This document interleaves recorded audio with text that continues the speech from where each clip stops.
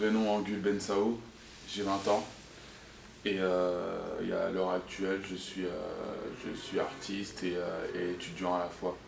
Je suis d'une famille qui écoute beaucoup de musique et qui pratique beaucoup de musique. Mon père avait un studio mais bon à cette période-là je m'occupais pas trop de musique quoi. J'étais vraiment dans le foot. Et je crois que c'est à partir de 18 ans quand je me suis fait virer du centre de formation de l'ETG. J'ai commencé à me mettre à faire de la musique. J'ai eu le bac et entre-temps, j'enregistrais des morceaux chez mon ami Lucas et après le bac, j'ai arrêté les cours. J'ai arrêté les cours un an où j'étais vraiment à fond sur l'écriture. Et entre-temps, j'avais commencé à composer des morceaux pour mon EP. Moi, de mon côté, j'ai jamais lâché, hein, même sans toi, à dormir chez des collègues ou quoi, j'allais toujours chez mon pote Lucas à 14 h. On enregistrait, on rappait, on composait jusqu'à 19 h. Puis je repartais tous les jours. De toute façon, je me suis jamais dit que j'allais faire du rap ma vie, ou en tout cas, je comptais gagner ma vie grâce au rap. Alors d'aujourd'hui, moi je trouve ça vraiment con qu'un jeune rappeur, parce qu'il y a beaucoup de gens qui rappent, il y a beaucoup de gens qui rappent, beaucoup de gens qui composent. La sphère artistique c'est cool, mais à l'heure actuelle, avec la conjoncture économique, c'est pas ce qui est recommandé. C'est bien d'avoir des rêves, si ça marche, tant mieux, mais il faut toujours anticiper dans la vie. Moi à l'heure actuelle je suis étudiant, là mon ami est en train de me filmer parce qu'on va réaliser un autoportrait avec ce qu'on est en train de faire. Après, je ne fais pas que du rap, je compose, je filme aussi. Et moi, j'ai toujours eu un rêve, en fait, c'est d'être réalisateur. C'est qu'avant de faire de la musique, j'ai collectionné, j'ai collectionné des appareils photo chez moi. J'ai commencé déjà des petits courts-métrages un peu foireux sur Windows Movie Maker avec un petit PC comme ça. Je regarde un tas de films et je suis toujours là-dedans. C'est mon rêve, mais il est vraiment à côté. J'ai pas envie d'être un exemple. J'ai pas envie d'être un exemple, quoi, tout simplement parce que je suis jeune, je fais des erreurs et j'ai fait beaucoup d'erreurs. Mais si ce que je dis peut permettre aux jeunes de voir un peu la réalité des choses, c'est pas mal. Mais sur le message que j'ai à délivrer, c'est que poursuivez vos ambitions, mais anticipez aussi. Parce qu'il peut y avoir rechute. Pire que le crack qui dévaste les sous-sols de Paris, aussi bon que Jay-Z quand il fait un gosse à Beyoncé. Sniff, négro, la pilule est bonne, je prends mon fond de gorge, je prends la première gorge et je force comme. Mon talent est un passe-temps, pas le temps d'envier, c'est pour les envieux. Je pèse des hips au calendrier chargé, les dés sont faits à moindre. Chance que tes rappeurs chip. Même Ginger Lynn me préfère à Charlie Sheen, bruyant comme vous êtes là. Enfin, roi, regarde-moi baiser quand nous est là. Là, les liens, c'est nous, l'avenir, c'est nous, depuis le cartableau Ace Pack, en passant par le bac. Good job, bitch, fais-nous le blue job. Fou, prêt à fourrailler, avec mes fous alliés. Au lit sur ta face, je te crache dessus. Le RAP des raps, c'est pas ma faute. Je peux pas contrôler ces circonstances comme la RATP. Nos jeunes fichent des conséquences. Ont une vie de misérable, disparaissent comme sur un flingue. John Fitzgerald, faut que je profite. Tête haute pour plein de profits. Élégant comme tête, pervers comme Ted Bundy. Quand je parle de Mike, ils m'appellent tous Mike. À force d'assassiner le Mike à chacune de leurs open mic. Voilà. Crash.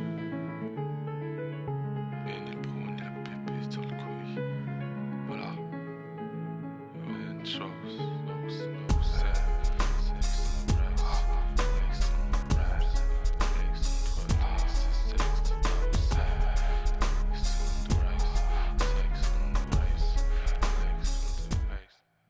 Les négros parlent au bistrot rue de la gare.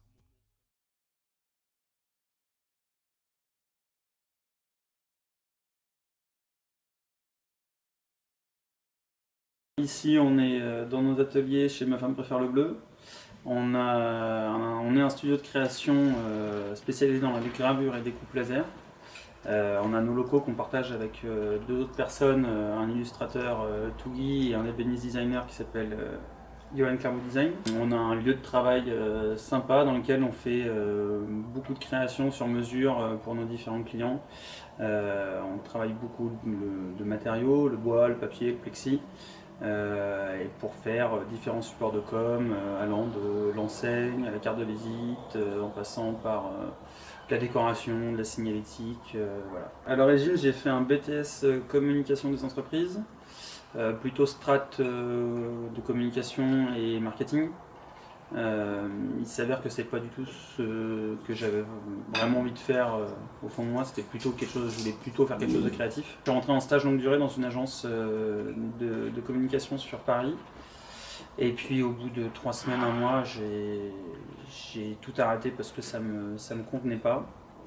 Et vu que j'avais déjà appris en fait le métier de graphiste un peu sur le tas, à apprendre à me servir des logiciels, etc., j'ai fait le forcing dans la boîte où j'étais pour devenir assistant graphiste et puis faire mon trou là-dedans.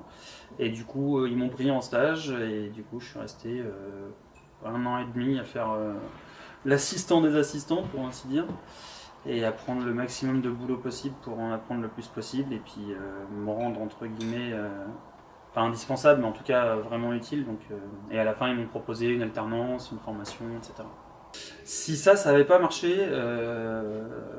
je pense que j'aurais fait radicalement autre chose. Je pense que je serais parti voyager et puis que j'aurais saisi des opportunités un peu comme ça serait venu en fait. Dans un avenir plus ou moins proche, on espère plutôt proche, que ça va continuer à bien se développer pour nous, qu'on va développer notre clientèle, notre portefeuille client. Pour nous, peut-être pouvoir avoir des employés pour justement déléguer une partie de notre travail qui aujourd'hui nous prend beaucoup de temps, parce que forcément il faut tout faire, que ce soit l'administratif, le comptable, la relation client, la démarchage commercial, la production, la création sur ordinateur. Donc ça fait des bonnes journées de 35 heures. Et du coup, voilà, l'avenir plus ou moins proche, c'est de réussir à se libérer un peu plus de temps pour se réserver vraiment que sur les parties créatives. Et puis, pourquoi pas, soyons fous, avoir quelques matinées dans l'hiver pour pouvoir aller faire du snowboard. Ce serait bien.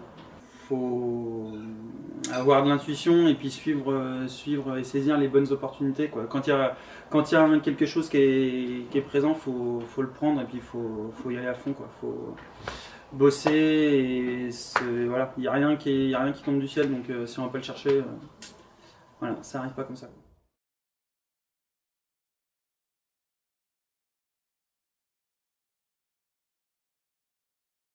Dans la vie de tous les jours, je suis graphiste et illustrateur, paper toy maker, je travaille sur ordinateur, je fais des réalisations en volume avec du papier.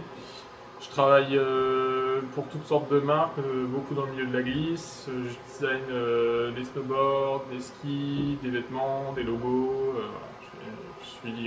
Le mot global serait graphiste, avec une petite touche illustration parce que j'ai ma patte à moi et je dessine avec un style qui m'est propre.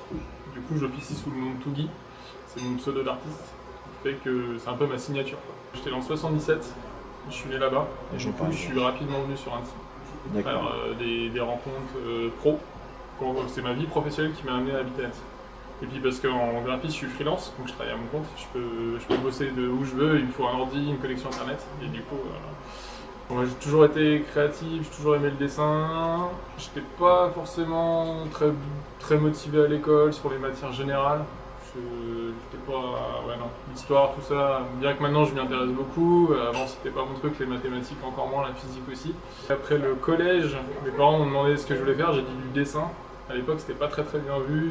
Si on faisait pas les voies normales, voilà, c'était pas bien. Mais mes parents, ils ont cru en moi, ils m'ont poussé là-dedans, ils m'ont trouvé une école qui s'appelait le lycée du Gué à Trême, dans le 77, qui faisait une filière artistique, et du coup je suis allé là-bas. C'est pas pour ça que j'ai plus été motivé à l'école, mais au moins je faisais du dessin, ça me plaisait, et puis après il a fallu passer le bac, du coup je me suis mis un peu la pression.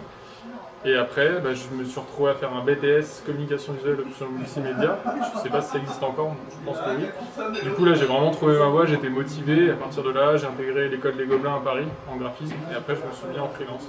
Voilà, ça c'est le genre de choses que je fais en partenariat en fait avec le studio de création laser Ma femme préfère le bleu. On est dans les locaux, en fait j'ai intégré les locaux, en fait ils m'ont fait une place dans leurs locaux. où je loue simplement l'espace de travail. Mais comme on est sur la même longueur d'onde, sur beaucoup de choses, qui sont très créatifs, très ouverts, bah voilà, on arrive à faire des choses comme ça. Eux, ils font de la gravure laser, donc moi je leur amène un dessin, on a réfléchi un peu à la finalité. Voilà, il y a ça, ça après c'est plus des illustrations perso, mais c'est typiquement voilà, c'est mon style de dessin, un peu cartoon. Où après moi j'expose, je vends aussi sur internet, j'ai un shop en ligne. Et puis voilà, typiquement aussi ça, ce genre de choses, des détournements d'objets du quotidien. Là j'ai fait un faux paquet de céréales, du coup on a fait des céréales en bois, ce genre de choses. Et puis je fais d'autres trucs qui sont que sur l'ordinateur, donc qui ne sont pas visuels, enfin palpables. Donc après il faut aller voir sur mon site, j'ai plein d'illustrations, des choses comme ça.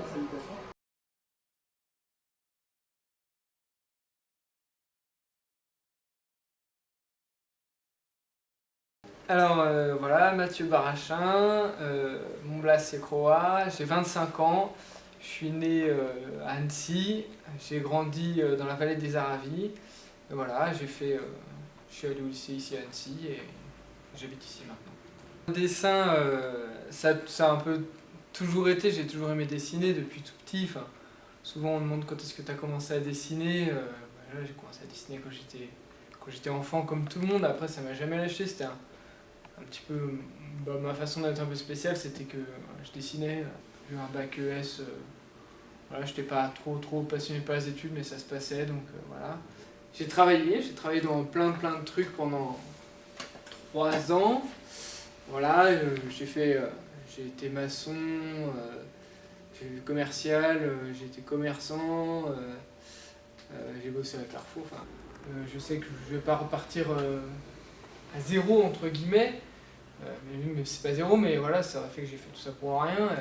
Je me suis dit voilà, maintenant j'ai appris à construire un projet, j'ai appris à avoir un discours correct, à organiser mes idées et créer quelque chose d'un petit peu cohérent, répondre à une demande et tout ça. Donc j'avais déjà fait un petit peu d'animation graffiti, je graffais beaucoup avec un pote d'ici qui s'appelle Epose, et voilà, quand on a l'occasion de poser à droite à gauche. Et voilà, et notamment les animations graffiti, c'était grâce à lui que j'ai pu en faire. Et donc j'ai monté ma petite auto-entreprise. Voilà, je vends des fresques, des animations pour les enfants et des customisations aussi d'objets. C'est génial si je peux rencontrer des graffeurs ou des artistes au sens plus large dans le monde entier, ce serait l'idéal, quoi. Donc à long terme, c'est d'être artiste au niveau international et de pouvoir rencontrer tout plein de gens qui ont des passions, mais on va commencer par la base. Donc pour l'instant j'ai des projets pour la semaine prochaine, la semaine d'après, celles qui viennent, et petit à petit on gravira les marches, quoi. J'espère un jour avoir le vrai statut d'artiste. Pour moi mes idoles, les artistes, ils m'inspirent, et donc si un jour je pouvais inspirer par ma passion d'autres personnes, ce serait l'idéal. Donc pour moi l'inspiration, c'est le modèle que je voudrais montrer, c'est la passion, de vivre sa passion, pas forcément vivre de sa passion, mais vivre sa passion, et si possible un jour voilà, inspirer des gens à vivre leur passion à fond, quoi. Le message il est dans mon blaze, il faut croire en soi, quel que soit le domaine, quel que soit l'objectif,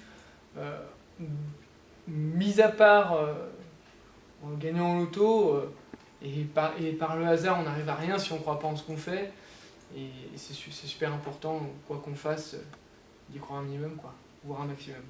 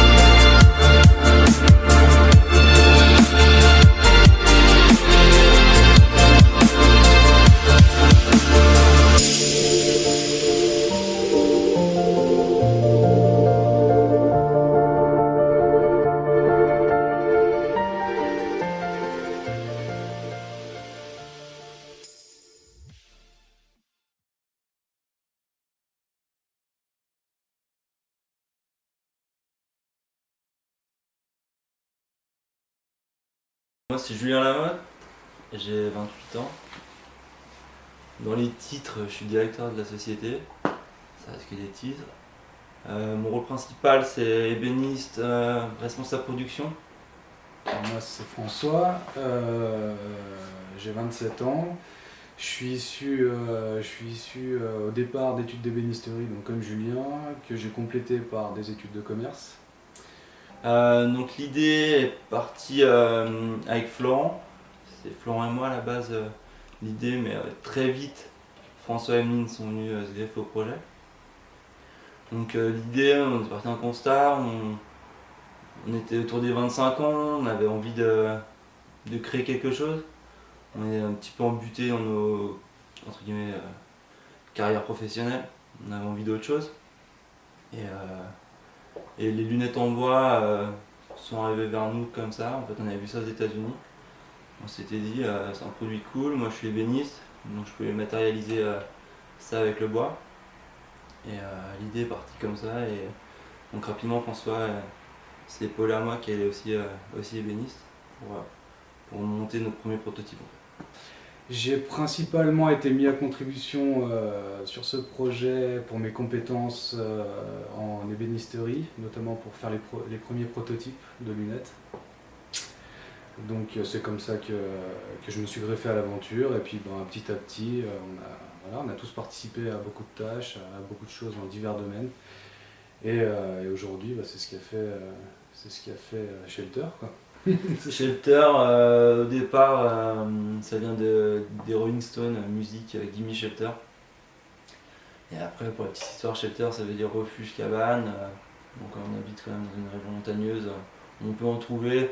Puis le côté abri, se cacher derrière une. Voilà. Après, c'est plus des liens qu'on a fait. Mais au départ, Shelter, c'était vraiment la musique et la typo était cool. On a trouvé une police sympa et c'est parti. On s'est pas posé plus de questions en fait. Donc on a testé ça sur une plateforme de financement participatif sur internet et on avait demandé 8 000 €, ou 7 000 € pardon. Et les 7 000 € on les a eu en moins d'une semaine. Donc le projet a eu un super retour. Donc on a fini la campagne à plus de 18 000 €. Donc à ce moment-là on s'est dit il y a un truc, il y a un concept, notre projet plaît. Et c'est à ce moment-là qu'on a essayé de montrer la structure Shelter et de créer la marque. Donc là on a une collection modeste de 3 modèles. Parce qu'on n'a pas eu le temps après le Kiss Kiss, ça allait très vite, donc on n'a pas eu le temps de développer. C'est notre gros problème sur 2014 qu'on est en train de pallier maintenant en 2015. Parce que si on prend la bouteille, on n'est pas du métier de la lunetterie. Donc on a appris à faire des lunettes pendant un an, à améliorer, à comprendre comment ça fonctionnait. Donc ça c'était notre première collection. Donc c'est tout du noyer érable. Donc on travaille sur du plaquage en fait, on fait tout nous de A à Z en fait. Donc ça c'est François principalement, lui qui récupère les arbres et qui va faire les plaquages. Donc ça se passe à Contamine-sur-Arbre, parce que là-bas on a le stock de bois. Et après une fois que François a mis en plaque, ça vient ici. Et à ce moment-là on met sur les machines, on commence à usiner, et après il y a le travail à 4 qui est le ponçage, le montage, le huilage, la finition. Nous on est sur des modèles pratiquement tous unisexes, donc on veut vraiment garder... Après voilà, le délire de la lunette Shelter, c'est que c'est une lunette qu'on puisse porter à tout moment, à toutes conditions de vie, ça, le matin quand on est en jogging, le soir quand on est mieux habillé, en allant au boulot, qu'on soit un homme, une femme, donc ça reste quand même un modèle qui se porte à tout moment et unisexe. Et en 2014 c'était seulement solaire, et 2015 on va passer sur une nouvelle technique de drageoir qui est drageoir optique, donc on pourra monter des verres optiques sur une monture en 2015. L'année prochaine on a un vrai défi là-dessus, à savoir comment mieux communiquer, et comment faire qu'un maximum de gens connaissent Shelter et sachent qui on est, quelle est notre marque, qu'est-ce qu'on fait. Donc là, on va sûrement prendre un bureau de presse sur Paris qui est plus adepte que nous d'aller chercher les journalistes, de les relancer, parce que c'est beaucoup de boulot la communication, sachant que pour la petite histoire, c'est pas forcément intéressant de prendre de la publicité et de la payer. Il faut souvent plus passer en fait par ces bureaux de presse qui vont en fait défendre la marque. Donc là on a 5 couches, c'est noyer érable, Ouais. donc l'érable c'est le blanc, et donc les branches sont en 3 couches noyer érable, et celle-ci elle a une couche un peu plus fine au milieu, qui est un peu rose orangé, ça c'est noyer, merisier, érable en fait. D'accord. Donc c'est tout des bois d'ici, des bois locaux, On récupère en fait soit auprès de particuliers, soit auprès de scieurs. D'accord. Notre idée vraiment au début c'était de pouvoir recycler en fait la matière première.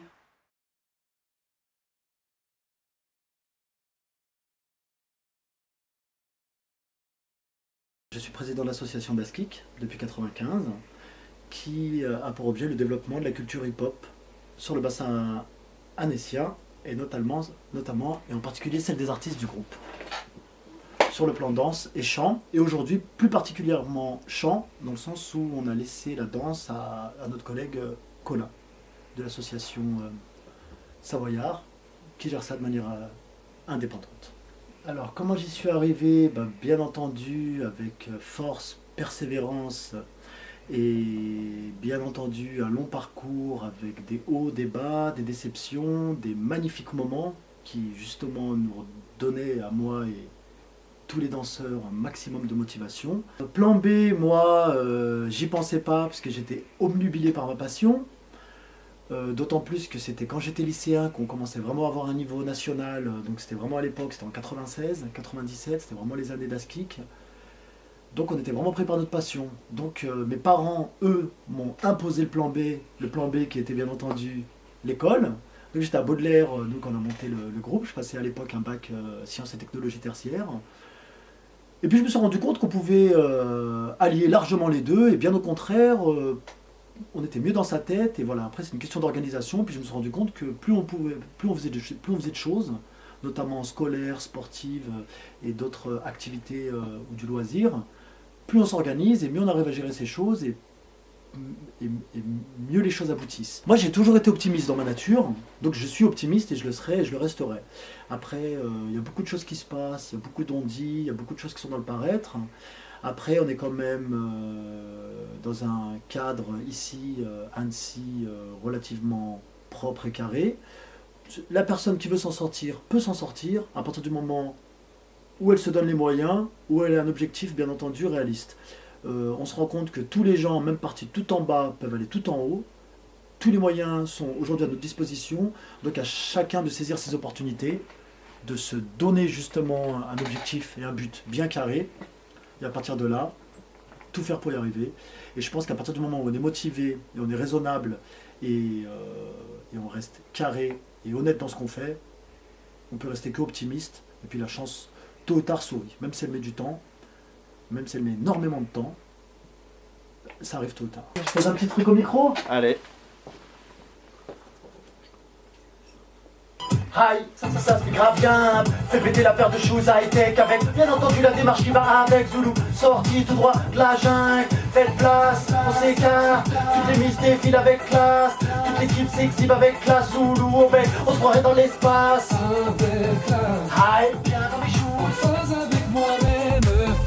Oh, je ne tiens plus en place. Comme les gousses des boules, déroule le tapis rouge. Ce choix de c'est la mienne. Oh. Vas-y DJ balance, l'instru je vais la buter. Range tes nuits au balance, ce soir c'est l'oubli.